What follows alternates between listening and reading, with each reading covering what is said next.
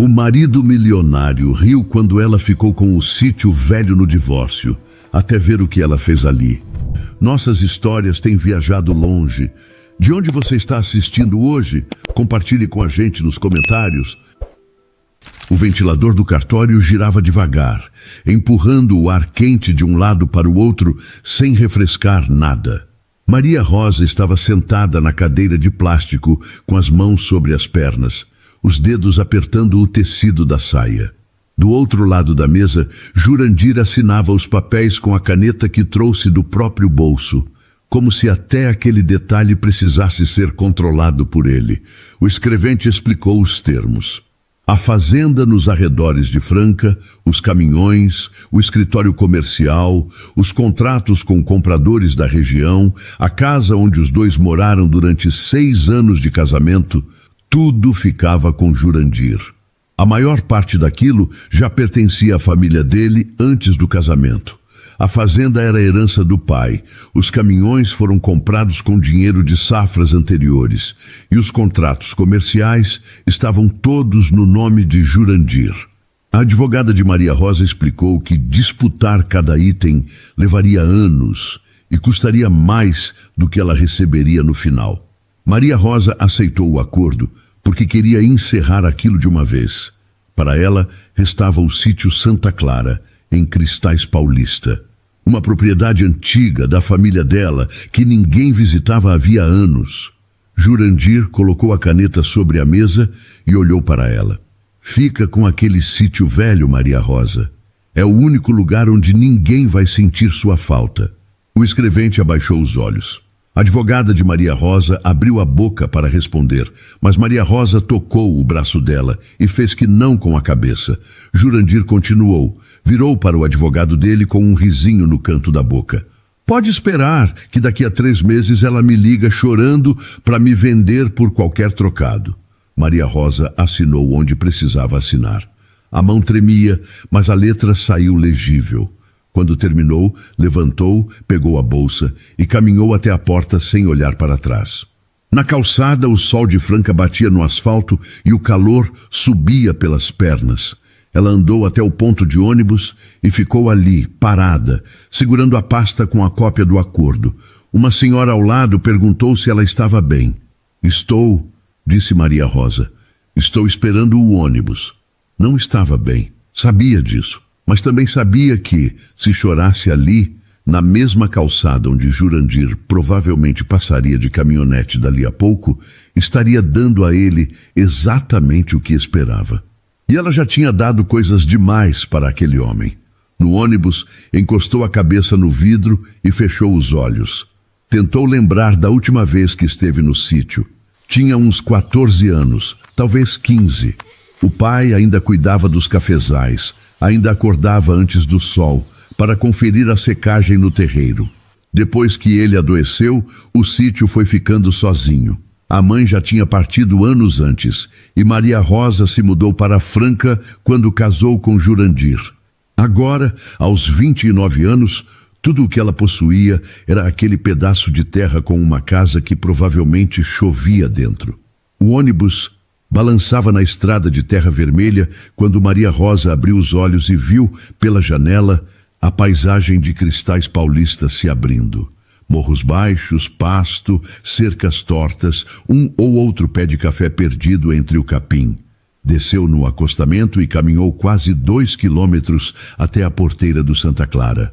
A porteira rangia. O cadeado estava enferrujado e ela precisou forçar com as 2 mãos. O caminho até a casa era de terra batida, coberto de folhas secas. O terreiro, onde o pai estendia os grãos para secar, estava rachado no meio, com mato nascendo entre as fendas. O galpão, fechado com uma corrente, tinha o telhado afundado num canto. Maria Rosa parou diante da casa. A varanda tinha uma coluna solta e a pintura descascava em tiras longas. Empurrou a porta. O cheiro de mofo veio junto com a escuridão. Tinha uma mesa na cozinha, 2 cadeiras, um fogão a lenha coberto de fuligem e uma pia com a torneira travada. Ela colocou a pasta sobre a mesa, puxou uma cadeira e sentou.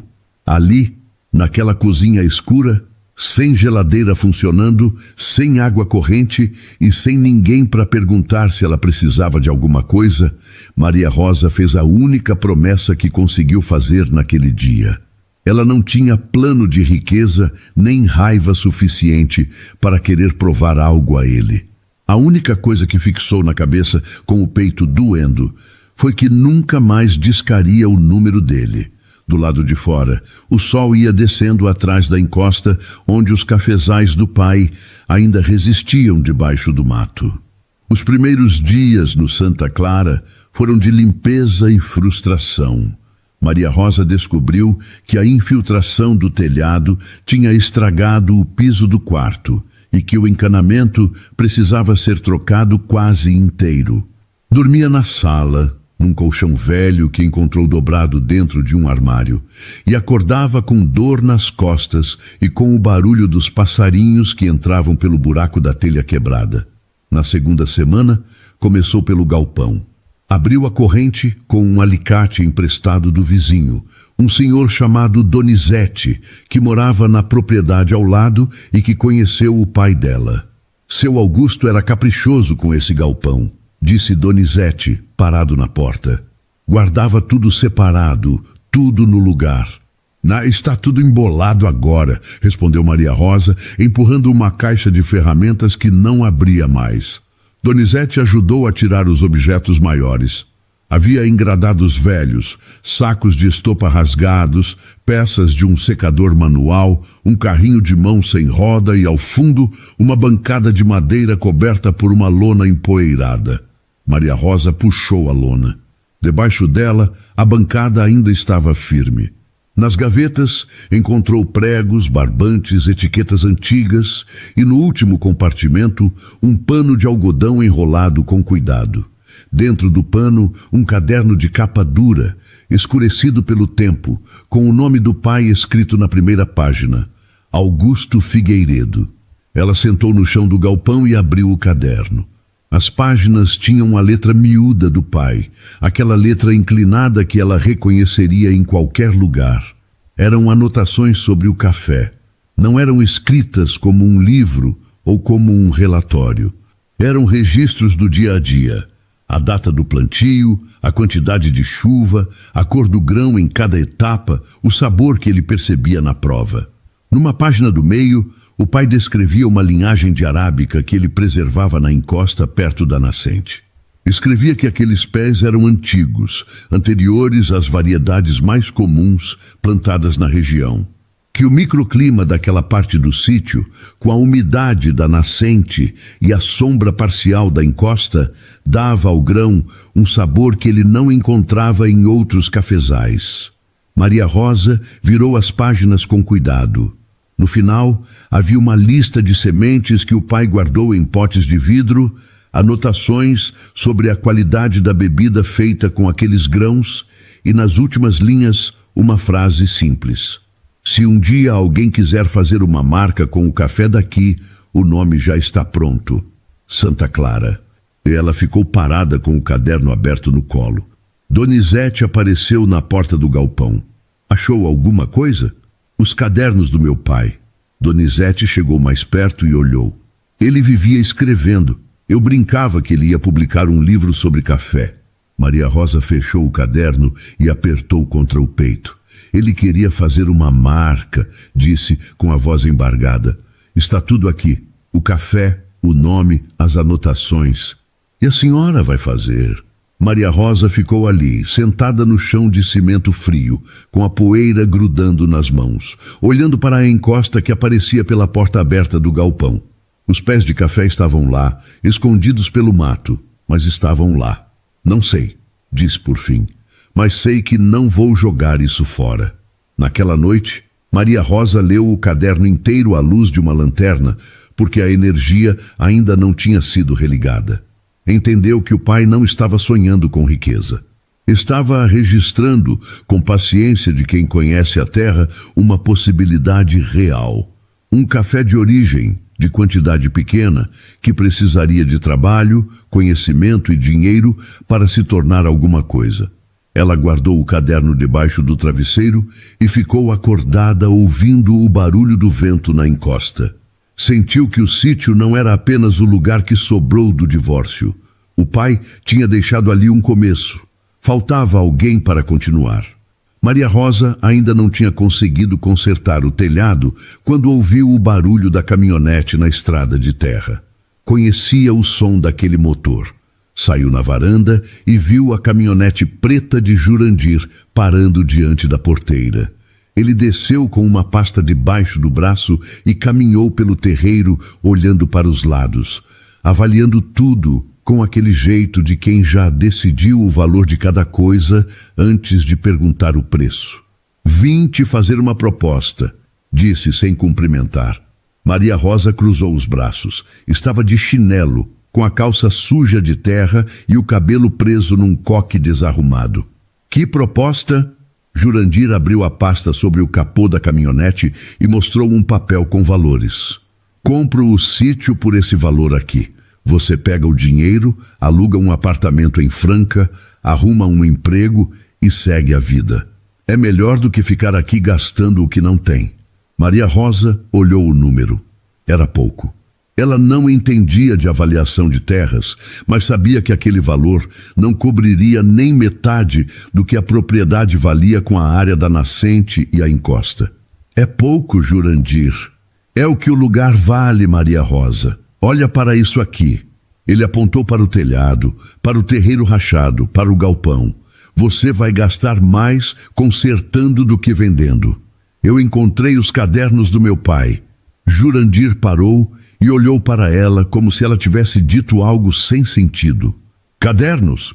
Meu pai deixou as anotações do café. Ele sabia o que essa terra valia." Jurandir soltou o ar pelo nariz, quase rindo.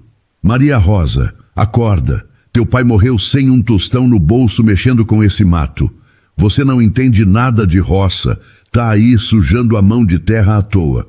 Pega esse dinheiro e para de passar vergonha." A frase doeu. Doeu porque, em parte, Maria Rosa também tinha medo de que fosse verdade. Ela não era formada em agronomia. Não tinha conta em banco com reserva. Não conhecia os compradores que Jurandir conhecia. E o sítio realmente estava caindo aos pedaços. "Eu não vou vender", disse, e a voz saiu mais baixa do que ela queria. "Você não vai vender agora. Daqui a 6 meses, quando a conta de luz atrasar e o mato cobrir tudo de novo, você vai me ligar. Se isso acontecer, eu ligo para outra pessoa." Jurandir fechou a pasta. Olhou para ela com aquela expressão que Maria Rosa conhecia bem, a mesma que usava durante o casamento quando ela discordava de alguma coisa. Um olhar que dizia: "Você não sabe o que está fazendo." "Como quiser", disse ele, e voltou para a caminhonete. Maria Rosa ficou na varanda até o barulho do motor sumir na estrada. As mãos tremiam. Entrou na cozinha, sentou na cadeira e ficou olhando para a mesa vazia. Teve vontade de chorar, mas não chorou. Teve vontade de ligar para alguém, mas não tinha para quem ligar. Abriu o caderno do pai, na página onde ele anotou o nome: Santa Clara. Passou o dedo pelas letras. O pai escreveu aquilo com a mesma caneta que usava para anotar o peso da colheita. Ela não sabia se conseguiria transformar o sítio em alguma coisa. Não sabia se o café da encosta ainda prestava depois de tantos anos sem cuidado. Não sabia se teria dinheiro para durar até a próxima safra, mas sabia que não venderia para Jurandir. Essa era a única certeza que tinha, e por enquanto era o bastante.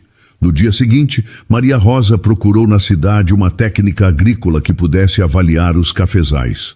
Uma vizinha indicou Helena Prado, que trabalhava na região havia mais de 20 anos. Maria Rosa ligou, explicou a situação e pediu que viesse ver a propriedade. Helena disse que poderia ir na semana seguinte, mas avisou que não faria promessas antes de ver a terra com os próprios olhos. Helena Prado chegou ao Santa Clara numa manhã de terça-feira, dirigindo uma caminhonete branca com a carroceria cheia de ferramentas. Era uma mulher alta, de rosto queimado de sol, cabelo curto e grisalho, e usava botas de borracha que já tinham visto muita lama. Caminhou pela propriedade inteira sem falar quase nada. Examinou a nascente, desceu a encosta, observou os pés de café antigos cobertos de mato, tocou as folhas, cavou a terra com a mão, cheirou o solo. Maria Rosa ia atrás, calada, segurando o caderno do pai como se fosse um documento importante. Quando voltaram para o terreiro, Helena sentou num toco de madeira e aceitou o café que Maria Rosa ofereceu. A situação é ruim, disse, tomando um gole. O mato tomou conta, tem praga em alguns pés e o terreiro precisa de reforma. E os pés de café da encosta? Helena colocou a xícara no chão. Alguns estão vivos, a nascente ajudou. Aquela parte tem umidade e sombra, então mesmo sem cuidado, a natureza segurou uma parte. Mas não espera milagre. Vamos perder uns 40% do que tem lá. Maria Rosa sentiu o estômago apertar. E os que sobrarem? Se a senhora cuidar direito, podem dar uma safra pequena no próximo ano. Pequena mesmo, uns poucos sacos. Meu pai escreveu que esse café tem um sabor diferente, que a linhagem é antiga. Helena pegou o caderno e folheou com cuidado. Seu pai entendia de café. Isso aqui está bem registrado. Devolveu o caderno. Mas entender e conseguir são coisas diferentes. A senhora tem dinheiro para aguentar um ano sem retorno? Maria Rosa calculou mentalmente o que restava da partilha. Tenho para o básico: telhado, energia, o mínimo da lavoura. Então começa pelo mínimo, limpa a nascente, poda o que dá para salvar, recupera o terreiro. Quando tiver a primeira colheita, a gente avalia a qualidade. Se o café prestar, a senhora decide o que fazer. Maria Rosa concordou. Queria perguntar se Helena achava que ia dar certo, mas percebeu que a resposta não mudaria nada. Dando certo ou não, ela iria tentar. O primeiro ano foi de trabalho pesado. Maria Rosa contratou 2 homens da região para ajudar na limpeza da encosta, e ela mesma trabalhava junto, de enxada, de tesoura de poda, de bota no barro. Aprendeu a reconhecer os pés que ainda tinham vigor e os que estavam comprometidos. Helena aparecia a cada 2 semanas, orientava, corrigia e ia embora sem elogios nem críticas desnecessárias. O telhado foi consertado com telhas usadas que Maria Rosa comprou de uma olaria na estrada para Cristais Paulista. A energia foi religada depois de 3 semanas de burocracia. O terreiro ela recuperou por partes. Primeiro limpou, depois preencheu as rachaduras maiores com cimento, depois nivelou o que conseguiu. Teve dias em que acordou sem saber se aguentaria mais uma semana. Teve uma noite em que sentou na varanda e pensou seriamente em ligar para Jurandir. Não para vender, mas para pedir dinheiro emprestado. Ficou quase 1 hora com o celular na mão e desistiu. Sabia o preço que ele cobraria. A primeira colheita dos pés sobreviventes veio no fim do ano. Poucos sacos, como Helena previu. Maria Rosa secou os grãos no terreiro reformado, separou os melhores lotes e torrou uma pequena quantidade no fogão adaptado que improvisou no galpão. O cheiro encheu o sítio inteiro. Aquele aroma era o mesmo que ela lembrava da infância, quando o pai torrava café no fim da tarde e a fumaça subia pela encosta. Helena provou o café e ficou quieta por um momento. E aí? Perguntou Maria Rosa, com as mãos suadas. É bom. Helena tomou outro gole. Tem corpo, tem sabor limpo. Seu pai tinha razão sobre essa linhagem. Maria Rosa sentou na cadeira do galpão e encostou as costas na parede. Ficou ali, com a xícara na mão, ouvindo o barulho do vento nos cafezais limpos, sentindo o cheiro do café que ela mesma tinha colhido, secado e torrado. A safra inteira cabia em poucos sacos, e aquilo não pagaria as contas do ano seguinte. Mas agora ela tinha uma coisa que nenhum cálculo de Jurandir levou em conta: a confirmação de que o café prestava. No segundo ano, Maria Rosa fez algo que assustou até Helena. Separou uma parte do galpão, comprou um torrador pequeno usado que encontrou num anúncio em Franca e começou a montar uma torrefação. O dinheiro que tinha sobrado da partilha já estava quase no fim, mas ela calculou que, se conseguisse vender o café torrado em vez de vender o grão cru, o lucro por quilo seria 3 vezes maior. Helena olhou para o torrador, para o espaço improvisado, para os pacotes que Maria Rosa estava desenhando na mesa da cozinha. A senhora sabe que isso não é só torrar e embalar, né? Sei, precisa de registro, de análise, de código de barras, de rótulo dentro da lei. E sabe quanto custa tudo isso? Já pesquisei. Helena ficou olhando para ela. De onde a senhora aprendeu a cuidar dessa parte? Maria Rosa colocou o lápis na mesa. Com o Jurandir. 6 anos casada com ele, ouvindo ligação, conferindo planilha, separando nota fiscal. Ele dizia que eu só ajudava, mas eu aprendi tudo. Aprendi a calcular custo por saco, a separar lote bom de lote ruim, a saber quando um comprador estava oferecendo abaixo do preço. Helena cruzou os braços. E ele sabe disso? Ele achava que eu só sabia lavar louça. Maria Rosa criou a marca num caderno antes de mandar fazer o rótulo. Escreveu o nome que o pai tinha escolhido. Santa Clara, café de origem. Embaixo, colocou a localização. Cristais Paulista, Alta Mogiana. No verso do pacote, escreveu a história da linhagem, da encosta, da água limpa e do trabalho do pai. Escreveu como se estivesse conversando com quem ia tomar a xícara. Os primeiros pacotes ficaram prontos em março. Maria Rosa levou 10 para uma mercearia em Cristais Paulista e 5 para uma padaria em Franca, que aceitou colocar na prateleira como teste. O dono da padaria provou, levantou as sobrancelhas e disse que o café era bom, mas que precisava ver se o povo ia comprar. Na segunda semana, os 5 pacotes tinham acabado. O dono ligou pedindo mais 10. Maria Rosa preparou os 10, entregou e na semana seguinte ele pediu 15. Foi aí que apareceu o primeiro problema que ela não esperava. O rótulo que mandou imprimir numa gráfica de Franca saiu com a cor errada e o texto desalinhado. O lote inteiro de etiquetas foi para o lixo. Maria Rosa teve que pagar de novo. E dessa vez procurou outra gráfica, conferiu a prova antes de aprovar e perdeu 4 dias que precisava para embalar. Quando finalmente entregou os 15 pacotes, o dono da padaria perguntou se ela conseguiria manter o fornecimento toda semana. Toda semana não consigo. A safra é pequena e eu preciso controlar a quantidade. Então vou ter que explicar para o cliente que nem sempre tem. Explica, diz que é café de produção limitada. Quando tiver, tem. Quando acabar, é porque acabou. O dono coçou a cabeça, mas aceitou. Naquele mês, Donizete contou a Maria Rosa que um conhecido de Jurandir tinha ido à padaria, provado o café e comentado na cidade. A notícia de que a ex-mulher de Jurandir estava vendendo café com marca própria correu por Franca em pouco tempo. Donizete ouviu de um rapaz no posto de gasolina que Jurandir ficou sabendo e disse que ela estava gastando dinheiro para vender pacotes bonitos. Maria Rosa ouviu aquilo enquanto empilhava sacos no galpão.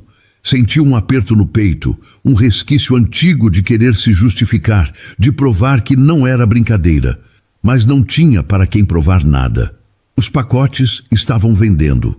O dono da padaria ligava pedindo mais. E cada decisão do rótulo ao preço era dela. Continuou empilhando sacos e não falou mais no assunto.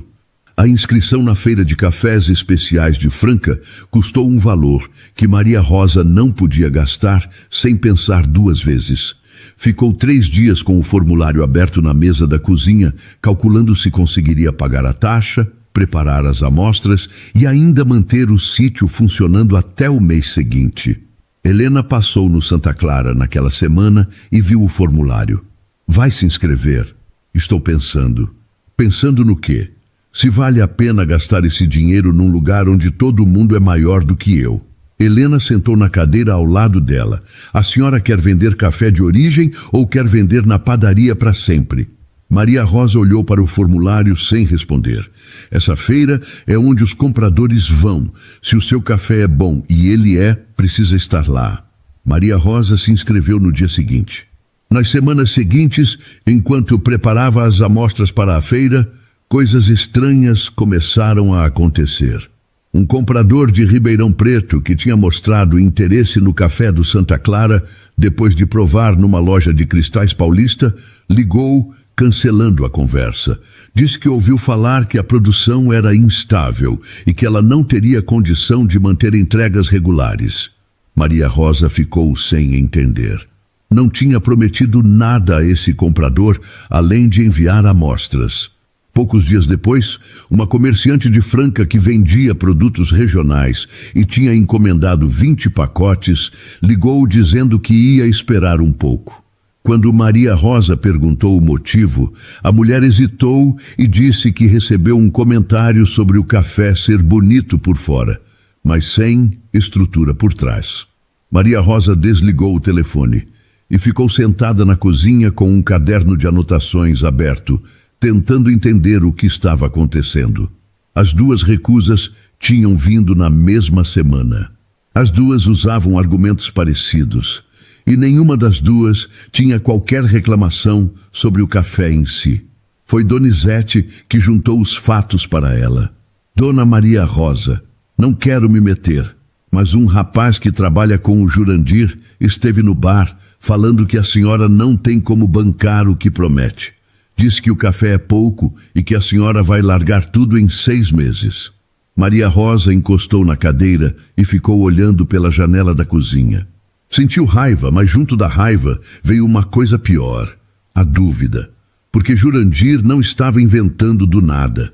A produção era pequena, ela não tinha estrutura para contratos grandes. Se um comprador importante pedisse 100 sacos, ela não teria como entregar.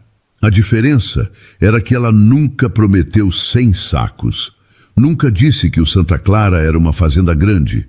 Jurandir estava pegando o que era verdade e distorcendo até parecer incapacidade. Maria Rosa ligou para a comerciante de Franca e disse que entendia a hesitação, mas que o café estava à disposição para uma nova prova, sem compromisso. A comerciante aceitou receber 5 pacotes e disse que ia avaliar. Era pouco, mas era uma porta que não se fechou de vez. Mesmo assim, a ideia de ir à feira ficou mais difícil. Chegou a pensar que seria exposição desnecessária, aparecer com uma mesa pequena e poucos pacotes num lugar onde todo mundo saberia quem ela era e de onde vinha. Ligou para Helena à noite. Estou pensando em não ir à feira. Por quê? Você sabe por quê. Helena esperou. Se eu for e ninguém parar na minha mesa, ele vai espalhar isso também. Se a senhora se esconder agora, Maria Rosa, o Jurandir vai sair dizendo por aí que estava certo, que você não durou 6 meses. Vai deixar ele rir por último? Maria Rosa ficou sentada na cozinha escura depois de desligar. Naquela noite, não dormiu direito. Mas quando amanheceu, começou a separar as amostras para a feira. Faltavam 10 dias para a feira quando Maria Rosa percebeu que a colheita tinha rendido menos do que o esperado. Uma chuva fora de época no mês anterior prejudicou parte dos grãos e o lote final ficou menor do que ela planejava. Depois de separar os grãos com defeito, o que restou dava para montar cerca de 40 pacotes. Era menos da metade do que ela pretendia levar. Helena veio avaliar a situação e confirmou o que Maria Rosa já sabia. Não tem como esticar esse lote. Se a senhora forçar, vai cair a qualidade. Maria Rosa ficou em pé na porta do galpão, olhando para os sacos empilhados. Eu podia comprar grão de fora, misturar com o nosso, embalar e levar mais quantidade. Helena olhou para ela sem dizer nada. Ia resolver o problema da feira, continuou Maria Rosa. Ninguém ia perceber na hora. E depois? Depois, se alguém pedisse o mesmo café, eu teria que continuar misturando, ou admitir que menti. Helena cruzou os braços. A senhora sabe a resposta. Sei, mas a resposta é difícil. Maria Rosa passou 2 dias calculando o custo de comprar grãos compatíveis, A possibilidade de ser descoberta o que aconteceria se um comprador pedisse uma segunda remessa e sentisse diferença no sabor. Pegou o caderno do pai e abriu na página onde ele descrevia o café da encosta. O pai levou anos anotando cada safra, separando os grãos, protegendo os pés. Misturar aquilo com o café de outro lugar seria colocar o nome dele numa coisa que ele não fez. No terceiro dia, separou os 40 pacotes, etiquetou cada um com o número do lote, a data da colheita e a origem exata. Levaria o que tinha. A feira acontecia num galpão grande no centro de Franca, com mesas numeradas, máquinas de café e compradores de várias cidades. Maria Rosa chegou cedo, montou sua mesa com uma toalha limpa, os pacotes organizados, o caderno do pai aberto na página da linhagem e um cartaz feito à mão com o nome da marca. Do outro lado do galpão havia espaços 3 vezes maiores, com banners impressos, mostruários iluminados, embalagens de vários tamanhos e máquinas de café profissionais servindo amostras. Produtores com estrutura, funcionários, material de divulgação. Maria Rosa olhou para sua mesa e sentiu o tamanho da diferença. As primeiras horas foram lentas. Poucos visitantes pararam. A maioria ia direto para os espaços maiores, com mais variedade e mais estrutura. Maria Rosa serviu café para quem parava e explicou a origem sem enfeitar. Alguns agradeciam e seguiam. Outros nem provavam. No meio da tarde, um homem de camisa social parou na mesa e pediu para provar. Tomou o café devagar, colocou a xícara na mesa e olhou para Maria Rosa. De onde vem esse grão? De uma encosta no sítio Santa Clara, em Cristais Paulista, perto de uma nascente. A linhagem é antiga, meu pai preservou durante anos. Quantos sacos por safra? Poucos. A produção é limitada. O homem pegou o caderno, folheou as páginas e ficou lendo as anotações do pai por vários minutos. Quando devolveu, pediu o contato de Maria Rosa e disse que representava uma rede que procurava cafés de origem rastreável. Naquela tarde, mais 3 pessoas pararam na mesa depois de verem o primeiro visitante interessado. Todas provaram. Todas perguntaram sobre a encosta, sobre a nascente, sobre a linhagem antiga. Os 40 pacotes não acabaram, mas Maria Rosa saiu da feira com 4 contatos de compradores e um cansaço que vinha de dentro, daquele tipo que aparece quando a gente finalmente solta o ar que estava segurando o dia inteiro. Na hora de guardar as coisas, fechou o caderno do pai e passou a mão na capa gasta. Ele nunca viu o nome Santa Clara num cartaz de feira, mas o café dele esteve ali, e as pessoas que provaram fizeram as perguntas certas. O telefonema veio 3 semanas depois da feira. Maria Rosa estava no terreiro separando grãos quando o celular tocou. Do outro lado, uma mulher com voz profissional se apresentou como representante de uma grande rede de mercados com sede em São Paulo. Disse que o café do Santa Clara tinha sido indicado durante a Feira de Franca e que a rede estava montando uma linha especial de cafés brasileiros de origem. Perguntou se Maria Rosa teria interesse em participar de uma seleção. Maria Rosa pediu para a mulher repetir o nome da rede. Quando ouviu, sentou na borda do terreiro e encostou a mão na testa. "A senhora está aí?" perguntou a mulher. Estou ouvindo. A seleção vai acontecer em São Paulo, daqui a 40 dias. A senhora precisaria levar amostras, documentação da propriedade e um plano de produção. Consegue? Consigo. Quando desligou, Maria Rosa ficou parada olhando para o celular. Depois entrou na cozinha, pegou o caderno do pai e abriu na última página. Leu o nome, Santa Clara. Fechou o caderno e ligou para Helena. "Me chamaram para São Paulo." "Quem?" Maria Rosa disse o nome da rede. Helena ficou quieta por um momento. "Isso é grande, Maria Rosa." "Eu sei. A senhora está pronta?" "Não sei, mas vou." Nos 40 dias seguintes, Maria Rosa trabalhou mais do que em qualquer outro período, desde que chegou ao sítio. Organizou toda a documentação da propriedade, registrou a análise do solo, separou amostras dos melhores lotes e preparou um relatório simples sobre a capacidade de produção.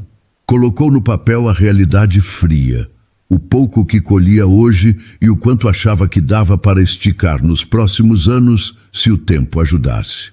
Helena ajudou a revisar os dados da lavoura e confirmou a qualidade dos grãos em um laudo técnico que Maria Rosa anexou à pasta.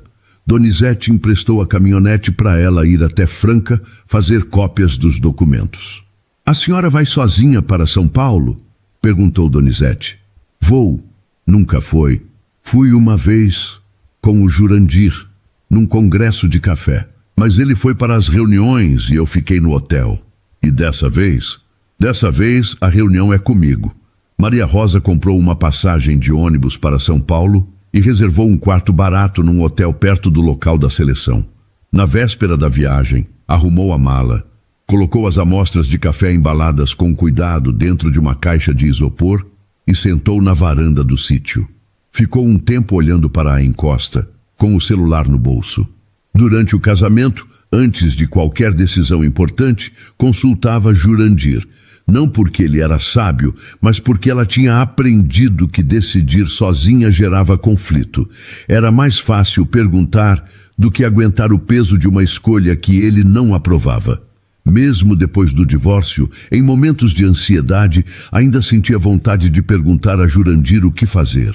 Era um hábito que demorava a desaparecer. Levantou da cadeira e entrou na casa para terminar de arrumar a mala. Em São Paulo, o espaço da seleção era num prédio moderno, com piso de madeira clara, painéis com fotos de lavouras e uma mesa comprida onde os representantes da rede recebiam os produtores.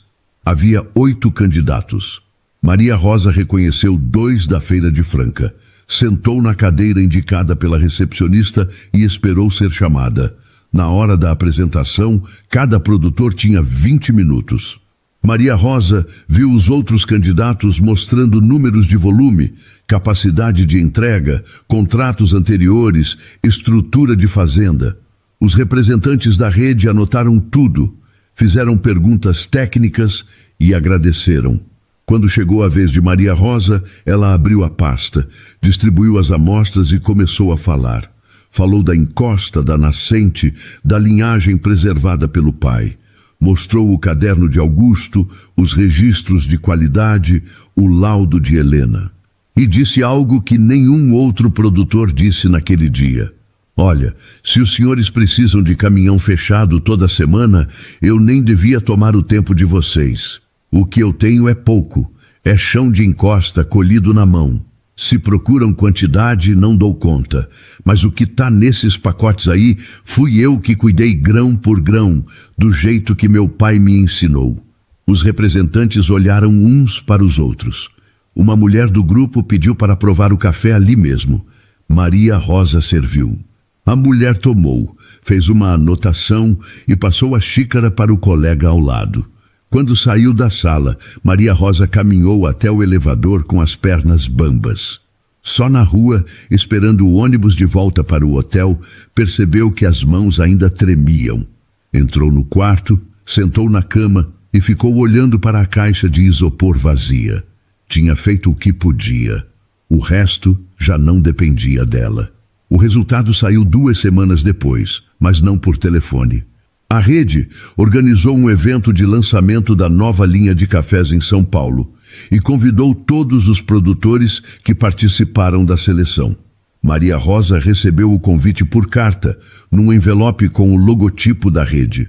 Abriu na cozinha do sítio, leu 2 vezes e guardou dentro do caderno do pai. Ligou para Helena. "Me convidaram para um evento em São Paulo. O resultado sai lá. A senhora sabe se foi escolhida?" "Não. Só disseram para estar presente. Pode ser só educação. Convidar todo mundo para não constranger quem não foi escolhido. Foi o que eu pensei. Mas a senhora vai, né?" "Vou." Maria Rosa voltou a São Paulo com a mesma mala e o mesmo ônibus. Desta vez, levou uma blusa nova que comprou numa loja em Franca, uma calça escura e os sapatos que usava para ir à cidade. O evento acontecia num auditório amplo, com cadeiras estofadas, um palco com telão e mesas laterais com café de várias regiões. Havia produtores, compradores, jornalistas de revistas especializadas e representantes da rede. Maria Rosa entrou, pegou o crachá com seu nome e sentou numa cadeira no meio do auditório. A apresentação começou com o diretor da rede explicando o projeto. Falou da valorização dos cafés brasileiros, da rastreabilidade, da importância de saber exatamente de onde vem o grão e como foi produzido. Falou que a rede recebeu mais de 120 inscrições e selecionou 8 para a etapa final. Desses 8, escolheram 3 para a primeira fase da linha. Maria Rosa apertou as mãos. O diretor anunciou o primeiro selecionado, uma fazenda do sul de Minas, especializada em café de altitude. A foto da propriedade apareceu no telão. O produtor subiu ao palco e houve aplausos. O segundo selecionado, uma cooperativa do Espírito Santo, com café orgânico certificado. Mais aplausos. Maria Rosa sentiu a boca seca. Olhou para as cadeiras ao redor, para os outros produtores que também esperavam e tentou se preparar para ouvir um nome que não fosse o dela. O diretor voltou ao microfone. O terceiro café selecionado vem de uma propriedade pequena na Alta Mogiana, em Cristais Paulista. Uma linhagem antiga de café arábica, preservada por décadas numa encosta próxima a uma nascente. Produção limitada, rastreabilidade completa e um compromisso com a origem que nos impressionou desde a primeira amostra. No telão apareceu a foto da encosta verde do Santa Clara, depois a marca Santa Clara Café de Origem e o nome Maria Rosa Figueiredo. Maria Rosa ficou sentada. As pessoas ao redor começaram a bater palmas e ela continuou ali, com as mãos no colo, olhando para o telão como se precisasse confirmar que aquele nome era mesmo o dela. Uma mulher da organização se aproximou e tocou seu ombro. Dona Maria Rosa, pode subir. Ela levantou.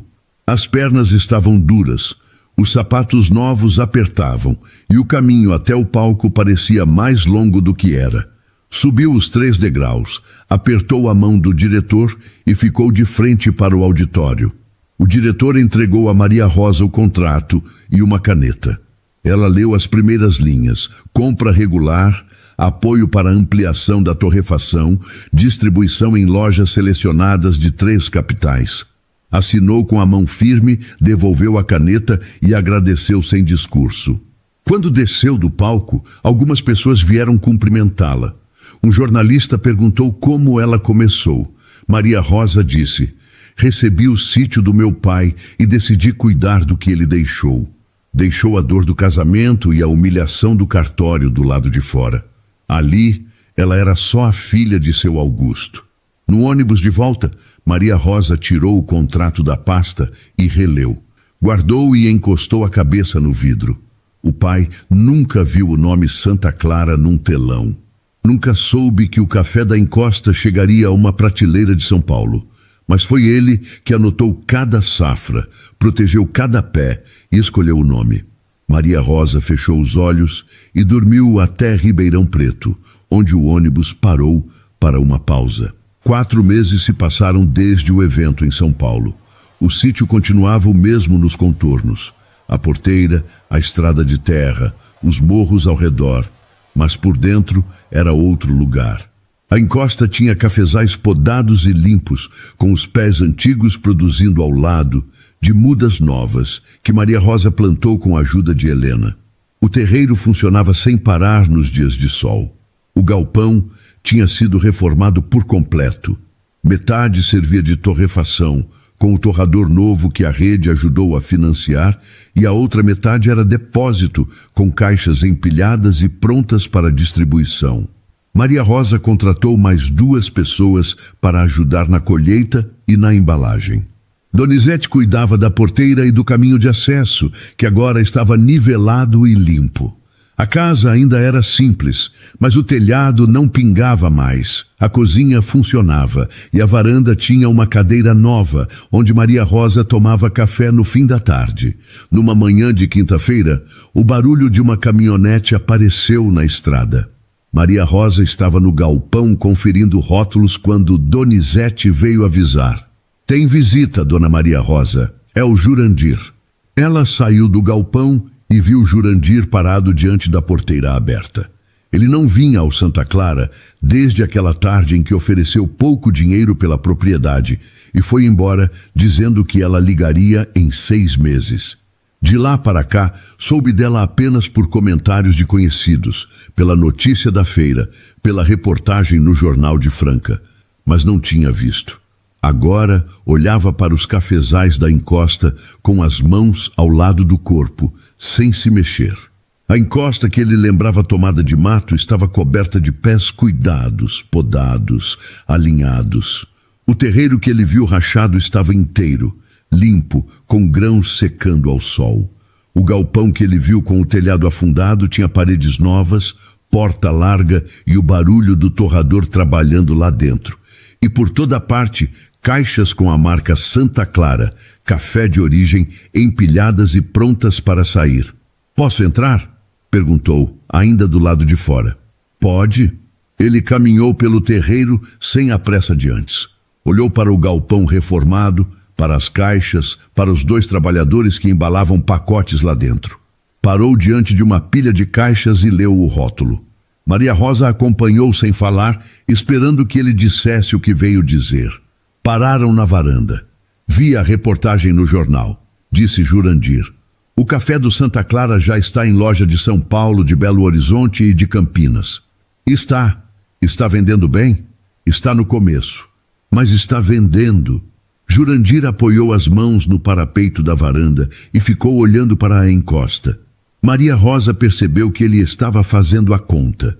A encosta recuperada, a torrefação, o contrato com a rede, a distribuição em 3 cidades. Tudo aquilo cresceu do sítio que ele entregou como descarte. Eu vim te fazer uma proposta, disse ele. Maria Rosa esperou. Sociedade. Eu entro com o capital para ampliar a produção, você entra com a marca e o café. A gente divide e cresce junto. Com a minha estrutura e a sua origem, dá para triplicar o faturamento em 2 anos. Maria Rosa olhou para ele. Durante o casamento, teria ficado nervosa. Teria achado que talvez ele estivesse certo, que sozinha era arriscado, que com ele seria mais fácil. Mas ali, naquela varanda, com o cheiro do café saindo do galpão e as caixas com o nome dela empilhadas para transporte, a proposta era clara. Mais uma tentativa de colocar o nome dele em cima de algo que ela construiu. Não, Jurandir. Pensa antes de responder. Já pensei. A resposta é não. Ele soltou o ar devagar. Você vai crescer mais lento sozinha. Vou. E não se importa? Maria Rosa encostou na coluna da varanda e olhou para a porteira, para a estrada de terra, para os morros de Cristais Paulista. Você me largou aqui achando que eu ia passar fome e voltar engolindo choro, Jurandir. Só que eu aprendi a viver sem perguntar o que você acha. Pode guardar seu dinheiro. O que é meu aqui? Ninguém põe a mão. Jurandir ficou parado. Parecia querer dizer alguma coisa, mas não disse. Desceu os degraus da varanda, atravessou o terreiro e caminhou até a porteira. Antes de entrar na caminhonete, olhou para trás uma última vez. Maria Rosa já tinha voltado para o galpão. Ele ligou o motor e saiu pela estrada de terra, levantando poeira vermelha atrás de si. O barulho da caminhonete foi diminuindo até desaparecer. No galpão, Maria Rosa fechou uma caixa, colou a etiqueta com o endereço do comprador em Campinas e colocou junto das outras que sairiam no dia seguinte. Depois, sentou na cadeira velha que ficava perto do torrador. A mesma cadeira em que sentou no dia em que provou o primeiro café do Santa Clara. E ficou ali, ouvindo o barulho da torrefação trabalhando. Precisava ligar para Helena sobre a próxima poda. O lote de março teria que ser maior porque a demanda tinha aumentado. e precisava comprar mais caixas. Levantou, foi até a cozinha e abriu o caderno do pai na primeira página. Passou o dedo pelo nome dele, Augusto Figueiredo. Embaixo, na letra inclinada que ela conhecia desde menina, a primeira anotação sobre a encosta, sobre os pés antigos, sobre o café que ele acreditava que merecia um nome próprio. Maria Rosa fechou o caderno e colocou de volta na gaveta da bancada do galpão, no mesmo lugar onde o pai tinha guardado.